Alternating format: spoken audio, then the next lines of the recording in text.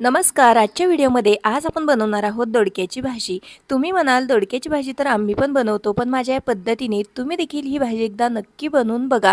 नाक मुरडणारे देखील आवडीने मागून मागून खातील अशा प्रकारची टेस्टी भाजी बनवून तयार होते. वेळ वाया न घालवता रेसिपीला सुरुवात करूया. दोडक्याची भाजी बनवण्यासाठी या इथं मी 2 मीडियम आकाराचे फ्रेश दोडके घेतलेले आहेत. हे दोडके आपल्याला जास्तही निबर वापरायचे नाहीत किंवा जास्तही कोवळे दोडके घ्यायचे नाहीत. कोवळे दोडके असतील तर ते कडू लागण्याची शक्यता असते. या इथं बघा मी अशा प्रकारचे हे 2 दोडके घेतलेले आहेत. सर्वात आधी दोडके स्वच्छ पाण्याने धुवून घेते आणि त्यानंतर याला मी एका सुती कापडाने पुसून घेतलेला आहे. त्यानंतर हे दोडके आपल्याला कट करून घ्यायचे आहेत.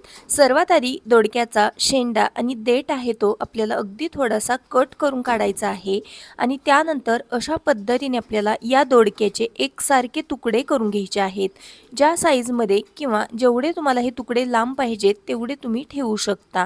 अशा पद्धतीने बघा एक दोडका मी चिरून घेतला. त्याच पद्धतीने उरलेला दुसरा दोडका देखील मी चिरून घेते. या ठिकाणी दोन्हीही दोडके मी तुकड्यांमध्ये चिरून घेतलेले आहेत. त्यानंतर या दोडक्याला आपल्याला अशा पद्धतीने एक उभी चीर पाडून घ्यायची आहे. जास्तही दोडका आपल्याला चिरायचा नाही, नाहीतर ते 2 भागांमध्ये कट होईल.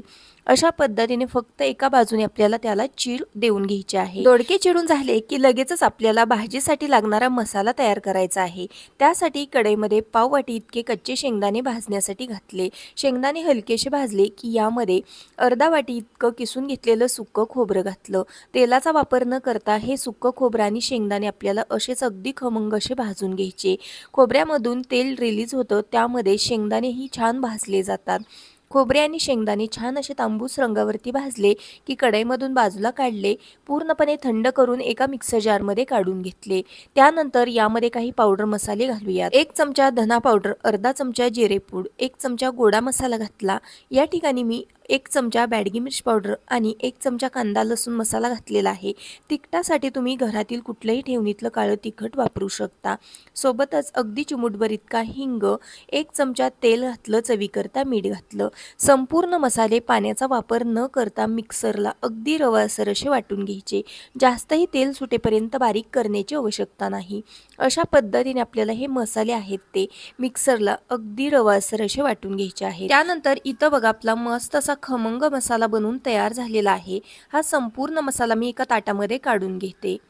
संपूर्ण मसाला ताटामध्ये काढल्यानंतर आपल्याला दोडक्याच्या फोडी घ्यायच्या आहेत आणि त्यानंतर त्या फोडींमध्ये आपल्याला हा मसाला भरायचा आहे. ज्या ठिकाणी आपण फोडींना चीर पाडलेले आहे तिथून आपल्याला हा मसाला या फोडींमध्ये भरून घ्यायचा आहे. जेवढा जास्तीचा मसाला या फोडीमध्ये बसेल तेवढा आपल्याला यामध्ये भरायचा आहे. मसाला भरत असताना दोडक्याची फोड तुटणार नाही याची देखील काळजी घ्यायची आहे. अगदी अलगद असा आपल्याला जास्तीचा मसाला या फोडीमध्ये भरून घ्यायचा. याच पद्धतीने उरलेल्या संपूर्ण दोडक्याच्या फोडींमध्ये मी बनवून घेतलेला मसाला भरून घेते. दोडक्याची भाजी ही बऱ्याचशा भागांमध्ये वेगवेगळ्या पद्धतीने बनवली जाते आणि खाल्ली जाते. या पद्धतीने बनवलेली ही दोडक्याची भाजी अतिशय टेस्टी बनून तयार होते.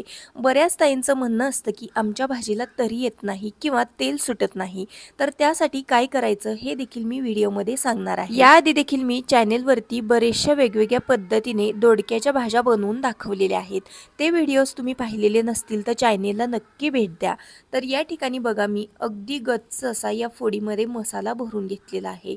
याच पद्धतीने मी संपूर्ण फोडींमध्ये मसाला भरून घेते. इथं बघा मसाला भरून झाल्यानंतर काही मसाला शिल्लक राहिलेला आहे, तो देखील आपण पुढे वापरणार आहोत. पुढच्या कृतीकडे वळूयात.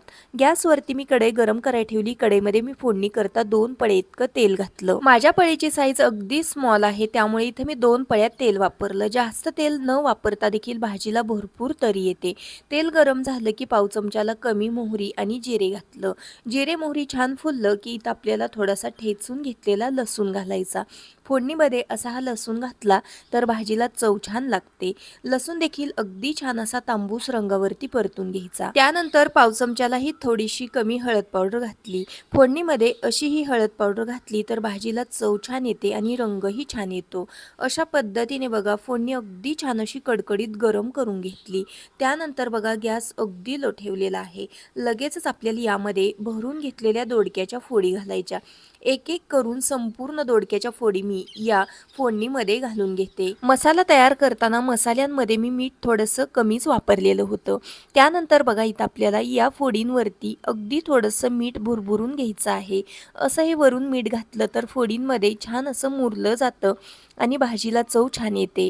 अगदी थोडंसंच मीठ घातलं। त्यानंतर यामध्ये आपल्याला शिल्लक राहिलेला मसाला घालायचा। या फोडींवरती आपल्याला हा मसाला घालायचा आहे। जास्तही कढईमध्ये पसरवायचा नाही, नाहीतर हा मसाला करपू शकतो।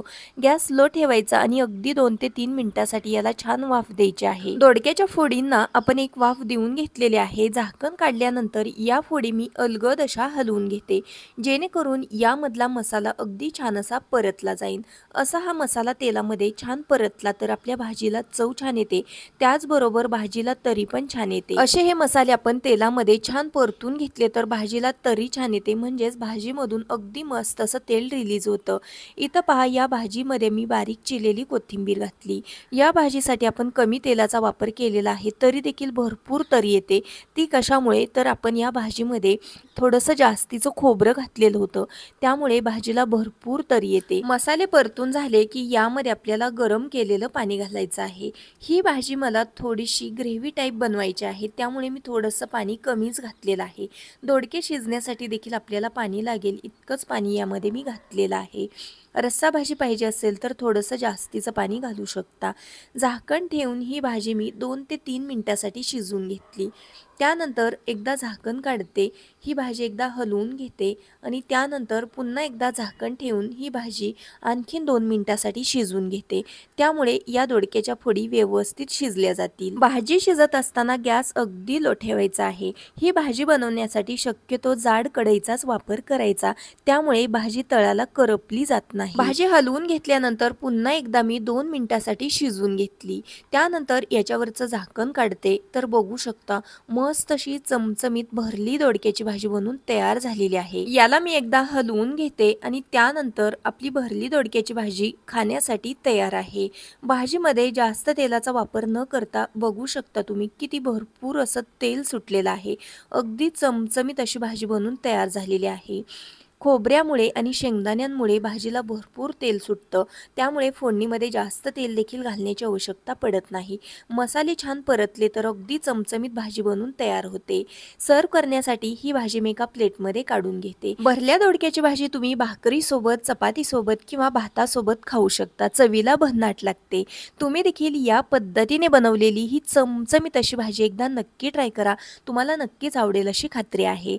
आजचा हा व्हिडिओ तुम्हाला थोडा जरी आवडलेला असेल तर व्हिडिओला प्लीज एक लाईक नक्की करा। चॅनलवरती नवीन असाल तर सबस्क्राईब करा। पुन्हा भेटूयात आपण अशाच एका नवीन आणि छानशा रेसिपीसोबत।